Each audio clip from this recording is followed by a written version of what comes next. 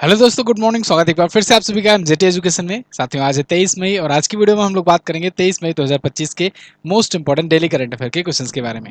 Video अगर पसंद आएगी तो इसे लाइक और शेयर जरूर करना। काफी डिटेल के साथ हम लोग पढ़ने वाले हैं। डिटेल्स भी होगा, मैप भी होगा, एक्स्ट्रा फैक्ट भी होगा। तो चलिए शुरुआत करते हैं। सबसे पहले कल का रिविजन करेंगे। कल जो भी चीजें हम लोगों ने पढ़ी थी 1 मिनट में रिविजन करेंगे। कल हम लोगों ने पढ़ा था अंतर्राष्ट्रीय जैव विविधता दिवस यानी इंटरनेशनल बायोडाइवर्सिटी डे। ये कब मनाया जाता है? ये 22 मई को प्रत्येक वर्ष मनाया जाता है और इसकी थीम थी harmony with nature and sustainable development.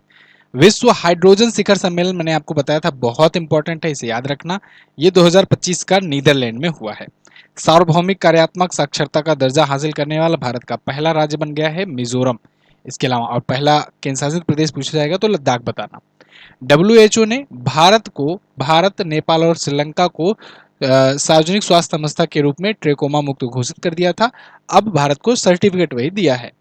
Manipur high court के नए चीफ जस्टिस बन गए हैं कैंपैया सोमशेखरन। और पीएम मोदी ने 103 अमृत भारत स्टेशनों का वर्चुअली उद्घाटन किया है। इसके अलावा हम लोगों ने पढ़ा था माउंट एवरेस्ट पर चढ़ने वाली सीआईएसएफ की पहली महिला अधिकारी बन गई गीता समोता। और नई दिल्ली में भारत में दूसरी ब्लू वार्ता आयोजित हुई। ये ब्लू वार्ता ये यूनाइटेड नेशन के महासागर शिखर सम्मेलन पर आधारित थी, मतलब उसी का एक हिस्सा था। संयुक्त राष्ट्र का महासागर शिखर सम्मेलन फ्रांस में होने वाला है, इसको याद रखना। ठीक है, अगले महीने होगा। राजीव गांधी जी की याद में, जो कि पूर्व प्रधानमंत्री थे, इनकी याद में प्रत्येक वर्ष 21 मई को इनकी पुण्यतिथि पर आतंकवाद विरोधी दिवस मनाया जाता है।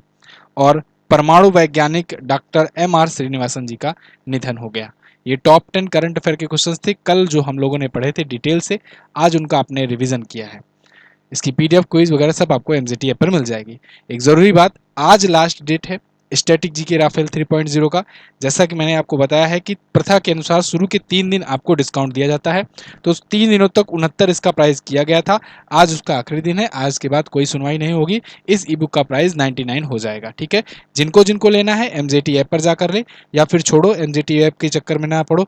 अगर मान लो यहाँ पर लॉगिन नहीं हो रहा है या कोई भी इशू आ रहा है, आज अगर दिक्कत आती है तो व्हाट्सएप करना। व्हाट्सएप पर वहाँ पर आपको क्यूआर कोड मेथड बताया जाएगा, आप वहाँ से पेमेंट करके डायरेक्ट व्हाट्सएप पर ही प्राप्त कर सकते हो।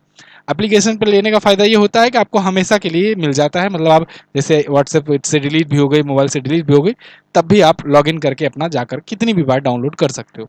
इसीलिए कोशिश करना एप्लीकेशन से लेने की, लेकिन अगर दिक्कत आ रही है तो आप व्हाट्सएप से ले लेना, बाद में जब कभी फुर्सत रहेगा तो अनलॉक करवा लेना अपना ऐप से भी। ठीक है ना, वो फ्री में अनलॉक कर दूंगा। वर्ल्ड टर्टल डे कब मनाया गया? पहला क्वेश्चन।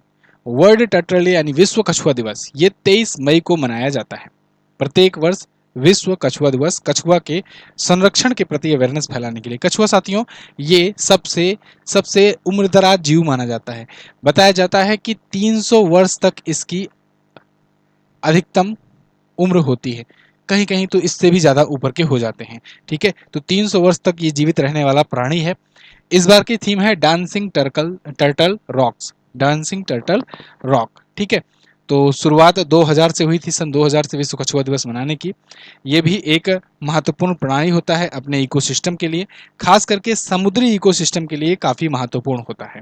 ठीक है, क्योंकि देखो हर इकोसिस्टम में हर एक जीव जंतु का होना बहुत जरूरी है। मैंने आपको उस दिन समझाया था कि अब घटक क्या होते हैं, उपभोक्ता क्या होते हैं, प्राथमिक उपभोक्ता, द्वितीयक उपभोक्ता, ये सब स्तर होते हैं और इनका सबका रहना जरूरी है। ठीक है ना, तो क्योंकि देखो सब अगर रहेंगे ना तो चक्र चलता रहेगा, साइकिल चलता रहेगा, नहीं तो गड़बड़ हो जाएगा मामला। तो खैर, समुद्री पर्यावरण के लिए कछुआ बहुत इंपॉर्टेंट होता है। भारत का पहला कछुआ पुनर्वास केंद्र ये भागलपुर बिहार में खोला गया है। ये क्वेश्चन बन सकता है, वेरी वेरी मोस्ट इंपॉर्टेंट, इसे याद रखना। भारत का पहला कछुआ पुनर्वास केंद्र भागलपुर बिहार में है। ठीक है, अगला, ये प्रमुख दिवस है अभी तक मई मंथ के आए हुए। कल हम लोगों ने रिवीजन किया था, आज हम लोग आगे बढ़ेंगे। प्रधानमंत्री मोदी ने कहां पर भारत के पहले 9000 हार्स पावर वाले लोकोमोटिव इंजन का उद्घाटन किया? पीएम मोदी ने अभी हाल ही में गुजरात में जाकर के एक 9000 हार्स पावर वाले लोकोमोटिव इंजन का, जो कि रेल का इंजन होता है, उसका उद्घाटन किया है। बहुत ज़्यादा ये पावरफुल है। आप देखिए यहाँ पर 20,000 करोड़ का ये लोकोमोटिव इंजन है, 20,000 करोड़ की लागत से। 26 मई 2025 को ये इसका उद्घाटन करेंगे, अभी किया यहाँ पर दिया गया है, क्योंकि बाद में तो ये किया ही हो जाएगा, गुजरात के दाहोद में। कल उन्होंने बीकानेर से, राजस्थान के बीकानेर से एक जबरदस्त ऐतिहासिक स्पीच दी है, आप लोग सुनिएगा जरूर। कविताएं वगैरह भी पढ़े हुए हैं पाकिस्तान के खिलाफ। तो जब भी पाकिस्तान के खिलाफ कुछ ऐसी चीजें होती है ना, तो थोड़ा मजा आता है, दिल को राहत मिलती है। पाकिस्तान है ही ऐसी देश। भारत का पहला ये 9000 हार्स पावर का इलेक्ट्रिक लोकोमोटिव इंजन होने वाला है। ये ट्रिपल पी मॉडल यानी प्राइवेट पब्लिक पार्टनरशिप मॉडल के आधार पर बनाया जाएगा। सरकार भी मदद करेगी, प्राइवेट प्लेयर्स को भी इन्वाइट किया जाएगा। इसके तहत बनाया जाएगा। दाहोद रेलवे फैक्ट्री बनाएगी। 10 वर्षों में 1200 इंजन बनाया जाएगा। मतलब 20,000 करोड़ की लागत खर्च की जाएगी 1200 इंजन बनाने के लिए। घरेलू और अंतर्राष्ट्रीय बाजारों में भी सहायता मिलेगी। हम लोग ना सिर्फ बनाएंगे, मैन्युफैक्चर करेंगे अपने लिए, बल्कि इसको एक्सपोर्ट भी करने का प्लान बना रहे हैं। तो देखिए, इसके तहत 6 axle electric locomotive 75 kilometre per hour की औसत चाल से चलेगी। 4600 टन तक माल ले जा सकेगी। एक हार्स पावर बराबर ब्रिटिश में अगर बात करें 746 वाट होता है। और अगर मीट्रिक में पूछा जाए, ध्यान रहे ये ब्रिटिश है, ठीक है, ब्रिटिश है। कभी कभी फिजिक्स में पूछ लेता है कि बताओ एक हार्स पावर बराबर कितना होता है मीट्रिक में। मीट्रिक में बताओ। तो मीट्रिक अगर पूछा जाएगा तब आप बता देना भाई 735, 735.5 होता है, ठीक है, वाट। एक हार्स पावर बराबर मीट्रिक वाला। और जो ब्रिटिश वाला है 746 वाट होता है, ये भी याद रखना। चलिए, तो गुजरात के बारे में जान लेते हैं। गुजरात जानते हो आप, तटीय सीमा रेखा वाला, सबसे लंबी तटीय सीमा रेखा वाला ये पड़ता है राज्य, यहाँ पर है गुजरात। सबसे लंबी तटीय सीमा इसकी है भारत में। गांधीनगर राजधानी है। भूपेंद्र पटेल यहाँ पर बीजेपी के सीएम है। आचार्य देवव्रत गवर्नर है। बॉर्डर अपना शेयर करता है महाराष्ट्र से, मध्य प्रदेश से और राजस्थान से। दमन दीव और नागरा दादर हवेली यहीं पर है, बगल में, ठीक है। यहाँ पर हमीरसर झील है, कांकरिया है, नल सरोवर है, थोल झील है। गिर नेशनल पार्क याद रखना, क्योंकि गिर नेशनल पार्क में है एशिया में सबसे ज्यादा शेर। एशियाई शेर सबसे ज्यादा यहीं पर पाए जाते हैं। एशियाई शेर के लिए ये प्रसिद्ध है, क्वेश्चन बना हुआ है। वंसदा नेशनल पार्क है, नल सरोवर पक्षी अभ्यारण्य है, कृष्ण मृग राष्ट्रीय उद्यान है। गरबा, डांडिया ये प्रमुख यहाँ के लोक नृत्य हैं। यहाँ पर 33 जिले हैं, 182 विधानसभा में सीटें हैं, 26 लोकसभा में और 11 राज्यसभा में सीट जाती है। अगला, बानू मुश्ताक, ये बहुत इंपॉर्टेंट क्वेश्चन है, very very most important question है। महान इंपॉर्टेंट लिख दे रहा हूं, इसको अलग से लिख लेना, ठीक है। बानू मुश्ताक को उनके लघु कहानी संग्रह का के लिए दिया गया है 2025 का अंतर्राष्ट्रीय बुकर पुरस्कार। वो लघु कहानी संग्रह का क्या नाम है? तो दोस्तों, बानू मुश्ताक जो है, ये शॉर्ट स्टोरीज का एक कलेक्शन, 12 शॉर्ट स्टोरीज का इनका एक कलेक्शन था, जिसका नाम था हार्ट ऑफ लैम्प या हार्ट लैम्प। तो हार्ट ऑफ लैम्प के लिए इनको मिला है इस साल का अंतरराष्ट्रीय बुकर प्राइज। ध्यान रहे, बुकर प्राइज अलग होता है, इंटरनेशनल बुकर प्राइज अलग होता है। ये मिला है इंटरनेशनल बुकर प्राइज। और बानू मुश्ताक बन गई हैं दूसरी भारतीय ये इंटरनेशनल बुकर प्राइज पाने वाली। देखो, बुकर प्राइज तो कई लोग पा चुके हैं, मतलब 3 लोग पा चुके हैं, लेकिन इंटरनेशनल बुकर प्राइज 2 भारतीय पाए हुए हैं। एक तो ये, और एक याद हो आपको गीतांजलि श्री, 2022 के लिए वो पाई थी टॉम ऑफ सैंड के लिए। टॉम ऑफ सैंड उनकी पुस्तक थी, लेकिन हिंदी में उन्होंने लिखा था रेत की समाधि। अब देखो, अंतरराष्ट्रीय बुकर पुरस्कार में क्या दिक्कत होती है कि इसको ट्रांसलेट करवाना पड़ता है, क्योंकि ये केवल इंग्लिश वालों के लिए दिया जाता है। ये पूछा जा सकता है आपसे। तो ये इंग्लिश के लिए दिया जाता है, तो लिखते तो लोग अपनी भाषा में हैं, लेकिन उसी को किया जाता है ट्रांसलेट, उसके बाद उसका प्राइज मिलना होता है, तो मिलता है। जैसे जैसे इनका हार्ट ऑफ लैम्प है ना, तो इनकी पुस्तक का नाम दूसरा है। ये कन्नड़ भाषा में लिखी थी, और इन्होंने लिखा था मूल रूप से हृदय दीपा। हृदय दीपा लिखा था। हृदय दीपा मतलब दिल का दीपक, तो यानी हार्ट लैम्प। तो ये हार्ट लैम्प इनका ट्रांसलेट किया गया है। तो ऐसे ही गीतांजलि श्री वाला जो है, टॉम ऑफ सैंड जो मैंने आपको याद कराया, वो रेत की समाधि लिखी थी। तो रेत की समाधि को जब ट्रांसलेट किया गया टॉम ऑफ सैंड, उस पुस्तक को मिला है।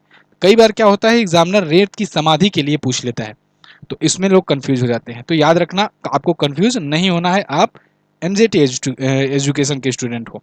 तो देखो, इसको ट्रांसलेट किया है दीपा भास्ती ने। दीपा भास्ती अंग्रेजी में से हार्ट लैम्प के रूप में अनुवाद की, तब ये पाए, क्योंकि ये अंग्रेजी में ही दिया जाएगा, ठीक है। तो ये बन गई है दूसरी भारतीय, क्योंकि 2022 में गीतांजलि श्री बनी थी पहली। अंतरराष्ट्रीय बुकर प्राइज की अभी तक बात हो रही थी, ठीक है जी। ये कन्नड़ की लेखिका है, ठीक है ना, तो कन्नड़ में इन्होंने लिखा था, और गीतांजलि श्री हिंदी में थी।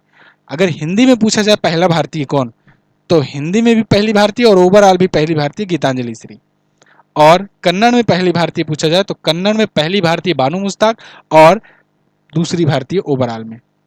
अब आ जाते हैं बुकर प्राइज पर। देखिए बुकर प्राइज में वैसे अगर भारतीयों की बात करें तो वीएस नायपाल और सलमान रुश्दी इनको भी मिल चुका है, लेकिन वो भारतीय मूल के हैं, मतलब पूरी तरीके से भारतीय नहीं है, वो भारतीय मूल के हैं। कोई ब्रिटिश नागरिकता ले लिया, कोई अमेरिकी नागरिकता। यहाँ पर हम लोग शुरुआत करेंगे अरुंधति राय से। अरुंधति राय ये 1997 में the God of small thing के लिए पाए थे और ये बहुत बहुत इंपॉर्टेंट है, ऑलरेडी कई सारे एग्जाम में पूछा जा चुका है। ये बुकर पुरस्कार की मैं बात कर रहा हूँ। किरण देसाई 2006 में द इनहेरिटेंस ऑफ लॉस के लिए पाए थे और अरविंद अडिगा को 2008 में द व्हाइट टाइगर के लिए मिला था। तीनों याद रहेगा। अब क्वेश्चन पूछ लेगा तो ये मत पूछना कहाँ से पूछ लिया गया, ये स्टैटिक जानकारी है और ये स्टैटिक जीके में तो आपको मिलेगा ही, मैं यहाँ पर भी आपको बता दे रहा हूँ। तो ये हो गया अंतर्राष्ट्रीय बुकर पुरस्कार के बारे में मैंने आपको सब बता दिया है। बुकर पुरस्कार की शुरुआत 1968 से हुई थी। 1968 में और क्या शुरू हुआ था, कमेंट करके बताओ कौन सा प्राइज शुरू हुआ था। और ये 2004 में अंतर्राष्ट्रीय बुकर पुरस्कार शुरू हुआ था। बुकर तो 1968 में, 1968 में इकोनॉमी का नोबेल शुरू हुआ था। याद आया। चलिए अगला, तो ई बुक है स्टैटिक जीके की, इसको फटाफट से जाकर के लो, कोई भी मिस्टेक मत करो। 32 चैप्टर्स यहाँ पर दिए गए हैं आपको, 31 चैप्टर है, कंप्यूटर भी इंक्लूडेड है। हर एक स्टेट से रिलेटेड स्टैटिक है, हर एक देश में जो भी स्टैटिक जानकारी होती है वो सब दिया गया है। बहुत ही शानदार तरीके से पिक्चोरियल, ग्राफिक्स, टेबल, चार्ट और शॉर्टकट मेथड, इन सब के माध्यम से ये दिया गया है, समझाया गया है और बहुत सारे लोगों ने 2 दिनों में लिया। आप भी जाइए लीजिए फटाफट से, नहीं तो आज शाम के बाद से आपका ये प्राइस बढ़ करके 99 हो जाएगा। रहेगा तभी ले पाओगे, लेकिन थोड़ा सा कॉस्टली मिलेगा आपको, ठीक है। तो आप स्टूडेंट हो तो इसलिए कोशिश करो कि जल्दी ले लो। कौन सा देश 2025-26 के लिए एशियाई उत्पादकता संगठन का अध्यक्ष बना?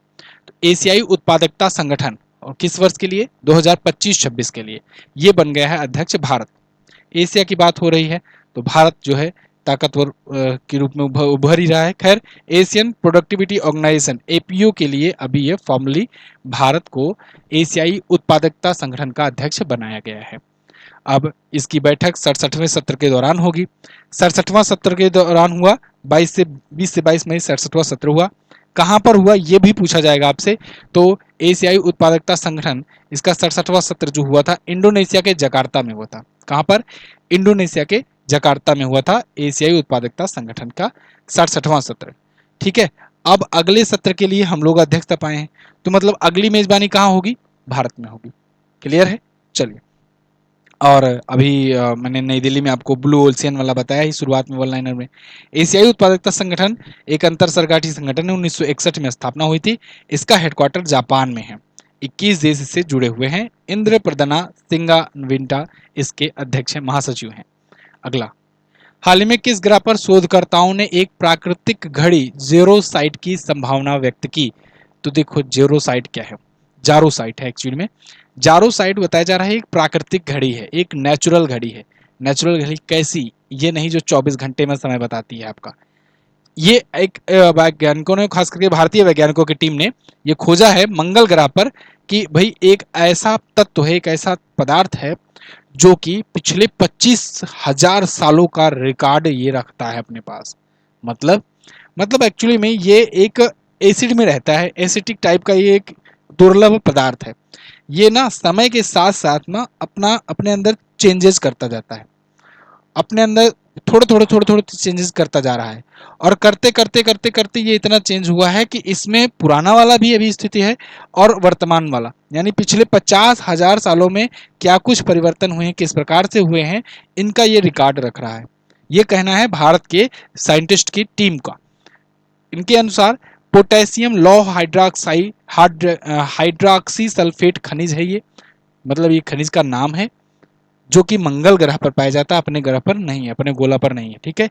ये अम्लीय वातावरण में प्रायः पाया जाता है, जैसा कि अम्ल सल्फेट मृदा और अम्ल माइन डोनेज परिवेश। तो इसमें भारत भर के शोधकर्ताओं की टीम ने पाया कि जोरोसाइट 25,000 वर्षों के हुई घटनाओं को रिकॉर्ड कर सकता है।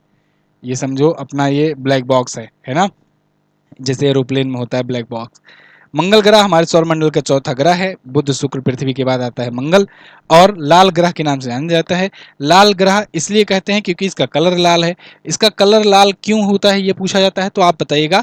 आयरन ऑक्साइड की उपस्थिति में, ठीक है ना। अभी ज्योग्राफिक क्लास चल रही है जीएस सफलता 4.0 में, तो उसमें मैंने आपको ग्रहों वगैरह की बारे में अच्छे से पढ़ा है, ठीक है। तो आयरन ऑक्साइड, इसकी उपस्थिति के कारण मंगल ग्रह का कलर लाल है। अगला, मई 2025 में किस देश ने टेक इट डाउन एक्ट पारित किया? टेक इट डाउन एक्ट, तो टेक इट डाउन एक्ट पारित किया गया है अमेरिका के द्वारा। टेक इट डाउन मतलब कहते नहीं किसी चीज को डाउन कर दो, तुरंत गिरा दो, गायब कर दो।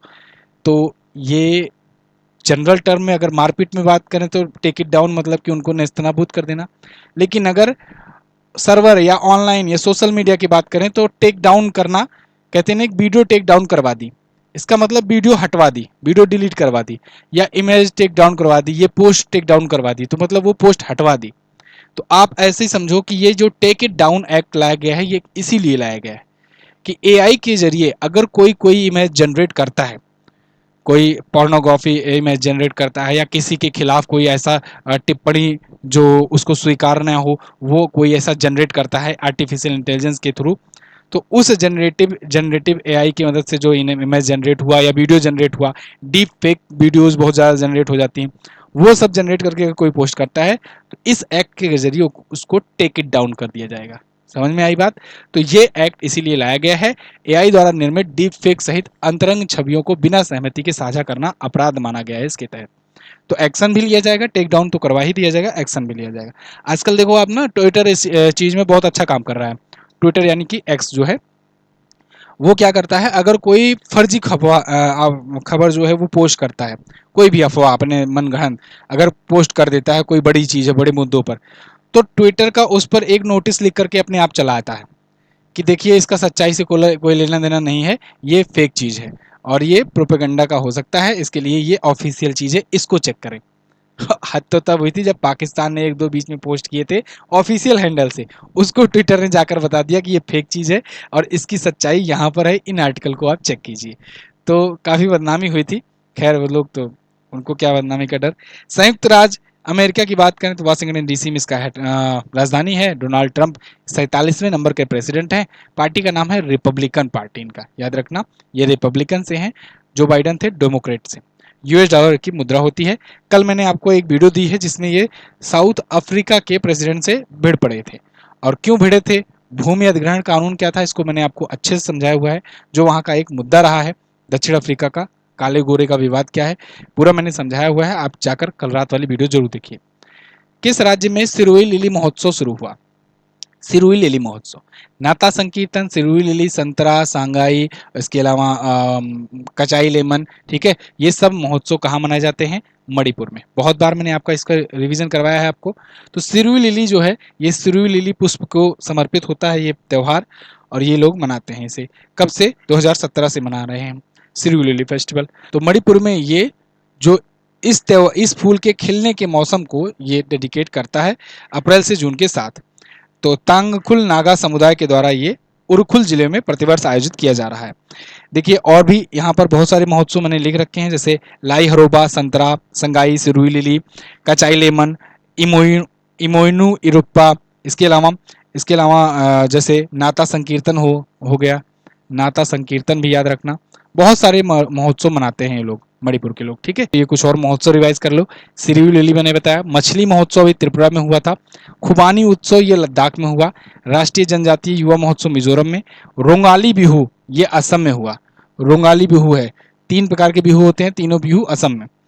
पर्पल फेस्टिवल ये नई दिल्ली में। पर्पल फेस्टिवल जो है ये दिव्यांग जनों के लिए होता है, ये भी क्वेश्चन पूछा जाता है। जांस्कर फेस्टिवल लद्दाख में, न्योकुलुम यूलो ये अरुणाचल प्रदेश में, और खजुराहो नृत्य महोत्सव मध्य प्रदेश में, ठीक है। अगला, मुद्रास्फीति से सर्वाधिक प्रभावित देश कौन सा है 2025 में?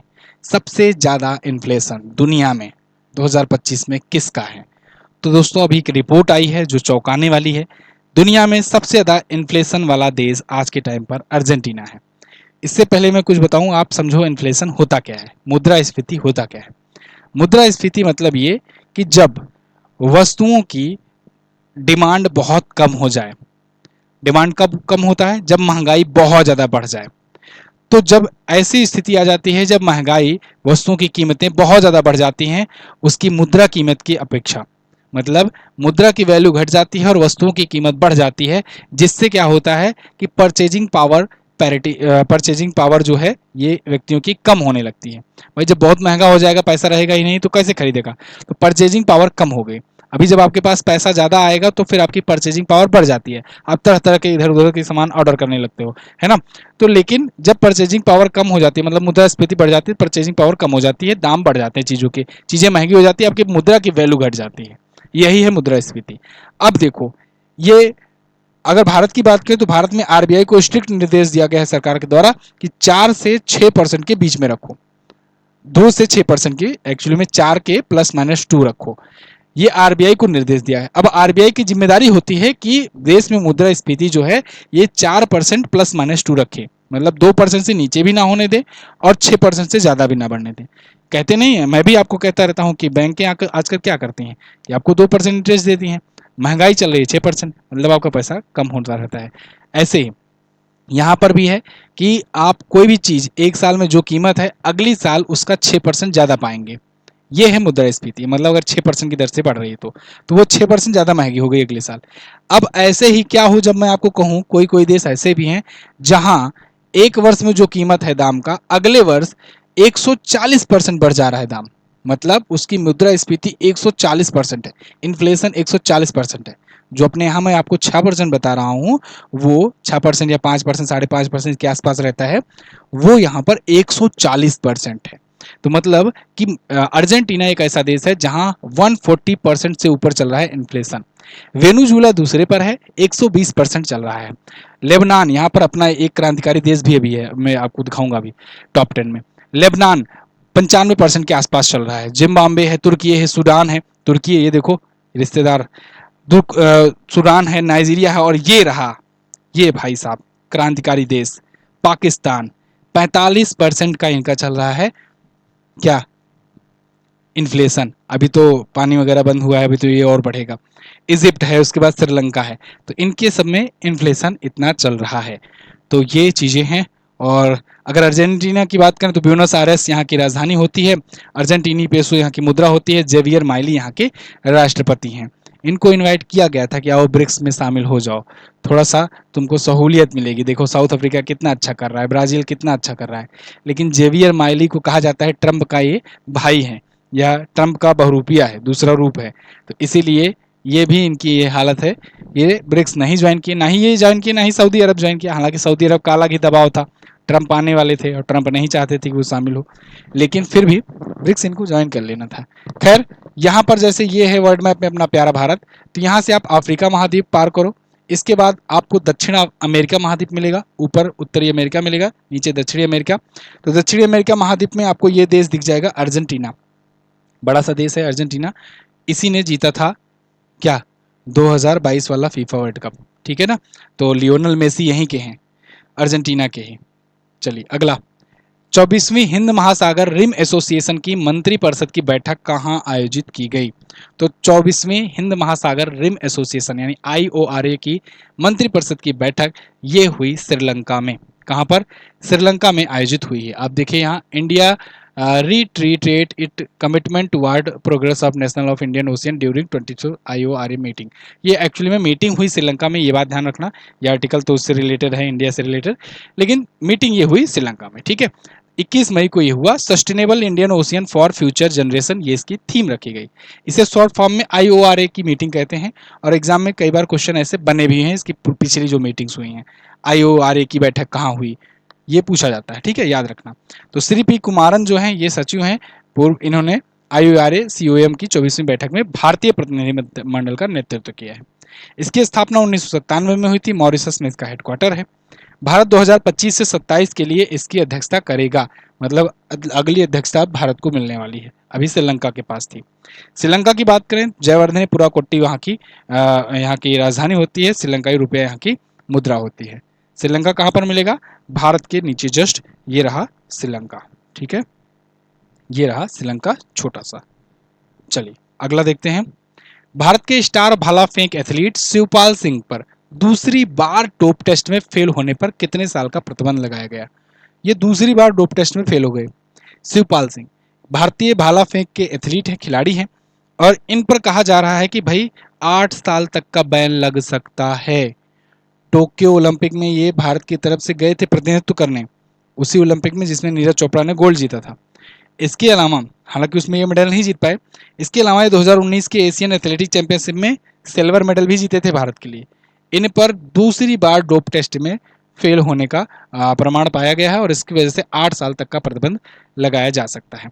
नाडा ने इन्हें अस्थायी रूप से निलंबित कर दिया है। अब अगर वाडा के पास रिपोर्ट गई है और वहां से सब हो जाता है साबित, तो इन्हें 8 साल का प्रतिबंध झेलना पड़ सकता है।